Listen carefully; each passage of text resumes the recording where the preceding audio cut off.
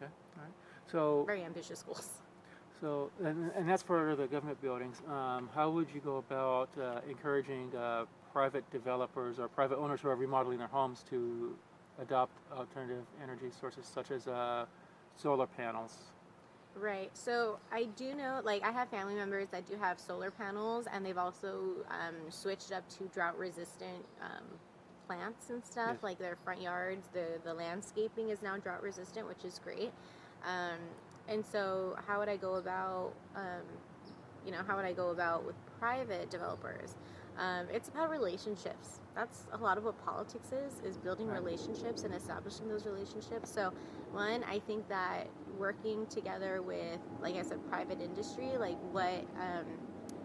who can offer incentives for our community, right? Because truly, from a business perspective, the way that I see offering incentives is long-term business, right? You're going to have repeat customers, long-term repeat business. So I know that some solar companies will have you lease the Because they want to make money off you. correct.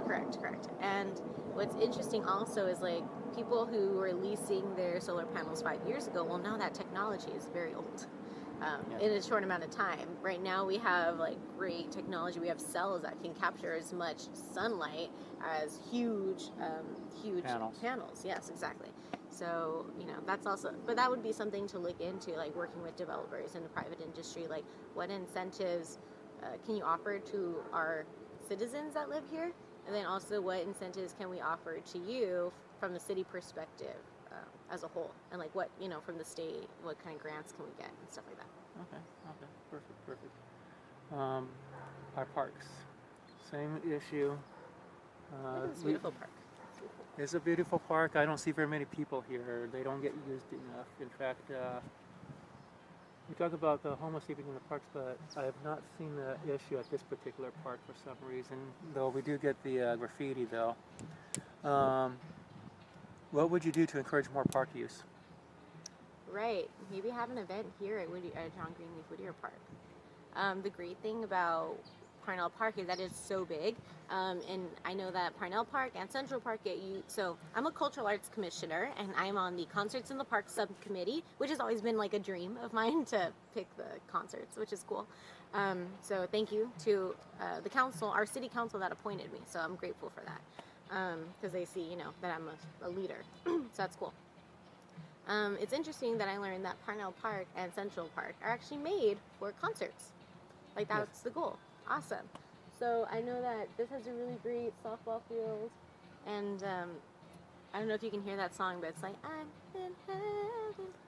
It's a great song. Anyway, I can hear part of it. I can hear like the thumping. oh, it's a song "I'm in Heaven." I forget who sings it, but that line I like a lot. "I'm in heaven" is because this is such a serene place right now. There's Yes. no, we're like the only people Very here quiet. right A now. lot, as you noticed earlier, a lot of people like to come here. Yes, absolutely. I mean, it's beautiful. Like I've never even been to this park, so thank you for inviting me here because Whittier has so many great parks. The one I frequent the most is Anaconda Park, but that's because it's in my neighborhood. That I remember that one when I was small, over there Yeah. by East Whittier, right? Yes, by East Yes, Whittier. Yeah. yes. Now it's going to be right by these new developments. They're putting up these new apartments or Yes. condos on Whittier Boulevard, so it's right behind there. Um, So this is a very beautiful park. I think that maybe I really don't know from the Parks and Recreation Community Services standpoint, but I think a great idea would be to make events here. You know what I mean?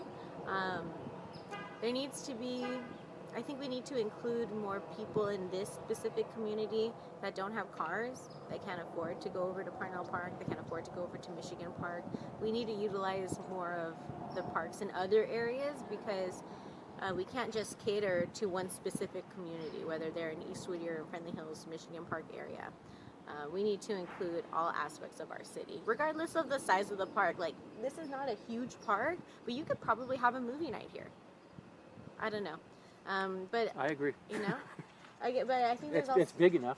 yeah, definitely. You can put it right there. But also, I know that Parnell Park has enough electric output. They can do that much electricity. I don't know about the This is park more. here. I think it's more of like a place where you would have a picnic or. Like a softball tournament or something. Yeah. Is that like a hawk? Sorry, there's like a huge bird over there. I've never seen a bird that big. The birds that hang out here tend to be bigger than what I've seen at some of the other facilities. Well, Yes. there's less It's because people. there's less people and they're able to do what they're gonna do more here than they are over there. That's interesting. Which is like eat. Yes. Okay, Interesting. and that's gonna end this segment. Okay, thank you. Okay.